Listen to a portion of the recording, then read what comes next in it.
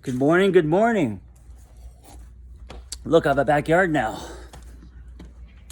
So I talk a lot about red flags, write about red flags. Today, I want to talk about green flags. I want to talk about things to look for that give you a green light, that insert hope that this time it's going to be different, it's going to be healthy, it's going to be better.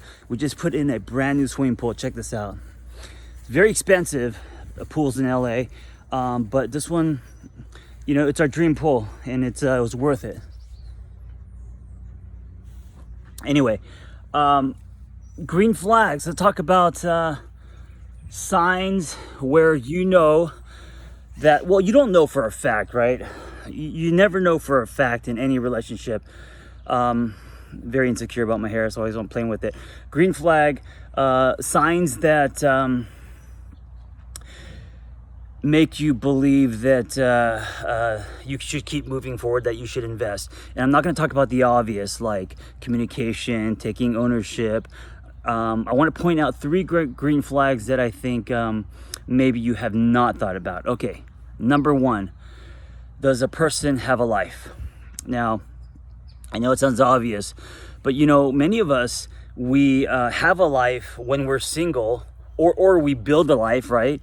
And then we find someone, and suddenly our life goes out the window, and the person or the relationship becomes the sun we revolve around. And so what happens when this happens is the dynamic shifts, right? Like you being interested in someone because of their life, where they're going, their passion, their drive. All of that suddenly is gone because now their life is you.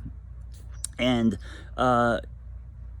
you go from mouth to nipple. You go from a partner to a son. You go from. I always tell people that one, where are you going, and then two, who's going with you. And if you flip that order, you're going to be going alone. And I say that because if you don't have. And you don't have to have a purpose, but you do need to have a life. And having a life is what creates people doing a life with each other. Like, what are you bringing to the table if you don't have a life, right? So, do they have a life? If they do, that's a green light. If they don't, I don't know. The second thing, are they kind? And I'm not talking about just are they kind to you. Of course they're kind to you, or else you probably wouldn't be with them. Are they kind to other people?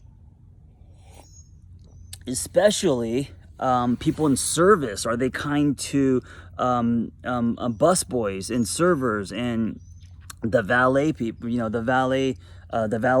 Are they kind to parents? Are they kind to friends?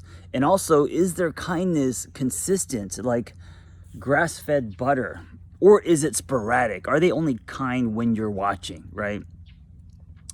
And the third green flag is, and I think this is probably one of the most important, are they actively working on themselves?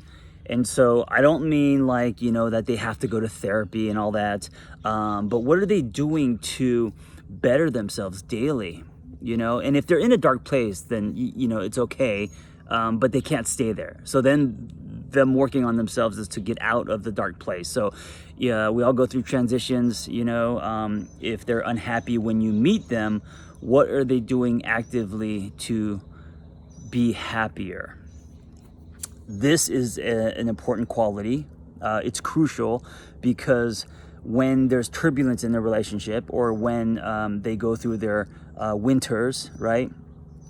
If they don't have the ability to come out, if they don't make an effort to work on themselves, they're going to take you hostage. You're going to go down with them, right? So, and working on yourself, just because I'm a therapist, I'm not just talking about mental health. I'm talking about across the board. Like, what are they doing to reconnect with their bodies? What are they doing as far as, what they put in their bodies? What are they doing to grow their spirit?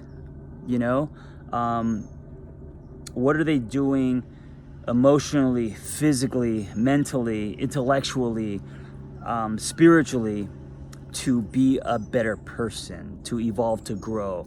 Are they thirsty for that? Is that their intention? Or are they just existing? You know, are they just going through life hollow and living outside in instead of inside out? So does your partner, or if you're dating someone, and maybe you won't know until you get to know them, but are they actively working on themselves? If they're not, there isn't much of a journey. And once the honeymoon's over, right? Once the excitement of exploring someone new, the excitement of exploring a new body, and the excitement and chemistry of all of that happens when, you know, there's a collision and all of that, then the dopamine is, you know, is all in your head. When that slowly fades, because it will, and that's when the relationship actually begins, right? If they are not actively working on themselves, the relationship isn't going to go anywhere. It's going to be stuck. And also, are you actively working on yourself? What does that look like? What do you need to do to evolve, to grow? Ask yourself, do you possess these three green flags? Are you kind to other people? Are you actively working on yourself? And what was the first one? 1 second, let me get some coffee.